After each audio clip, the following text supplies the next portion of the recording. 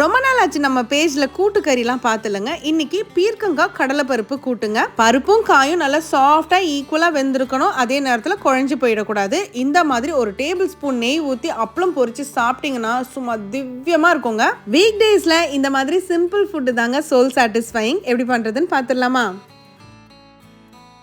Pressure குக்கர்ல 1 மணி நேரம் ஊற வச்ச 1/2 கப் கடலைப்பருப்பை சேர்த்துக்கிறேன். இது கூட ஒரே ஒரு பல் பூண்டு, ஒரு பச்சை மிளகாய், 1/4 வெங்காயம், 1/4 தக்காளி, ஒரு கொத்து கருவேப்பிலை, 1/4 டீஸ்பூன் மஞ்சத்தூள், பெருங்காயம், முழுகிற அளவுக்கு தண்ணி ஊற்றி 4 விசிலுக்கு வேக வச்சு எடுத்துக்கோங்க. இப்போ கூட்டு செய்யறதுக்கு சட்டில 2 டேபிள் ஸ்பூன் எண்ணெய், 1/2 டீஸ்பூன் கடுகு, சீரகம், உளுந்து, காஞ்ச மிளகாய், கருவேப்பிலை, தூளா கட் பண்ண 10 சின்ன வெங்காயம், 2 பச்சை மிளகாய், தூளா கட் பண்ண 2 பல் பூண்டை சேர்த்து வதக்கிக்கோங்க. இப்போ இதுல ஒரு பெரிய பீர்க்கங்காய் எடுத்து இந்த மாதிரி தடியா கட் பண்ணி உள்ள சேர்த்திருக்கேன். இதுல 1/2 டீஸ்பூன் மஞ்சத்தூள், 1 டீஸ்பூன் கல்லுப்பு சேர்த்து நல்லா வதக்கிடுங்க. ஒரு 5 நிமிஷம் மூடி போட்டு வேக வச்சுக்கோங்க. இப்போ இதுல நம்ம வேக வச்சிருக்கிற பருப்பு அப்படியே உள்ள சேர்த்து கலந்து கொடுங்க. மறுபடியும் ஒரு 8 நிமிஷம் மூடி போட்டு எல்லாம் சேர்ந்து வர அளவுக்கு வேக விடுங்க. இதுல நான் ஒரு பத்த தேங்காய்ல 1/2 டீஸ்பூன் சீரகம் சேர்த்து அரைச்சு உள்ள சேர்த்துக்கிட்டேன். அவ்வளவுதான். கடைசியா கை நிறைய கொத்தமல்லி சேர்த்துட்டு சுட சுட சர்வ் பண்ணி பாருங்க. சூப்பரா இருக்கும். அதுவும் வத்த குழம்பு, கார குழம்பு, புளி குழம்புக்குலாம் இது ஒரு எக்ஸலன்ட் காம்போங்க.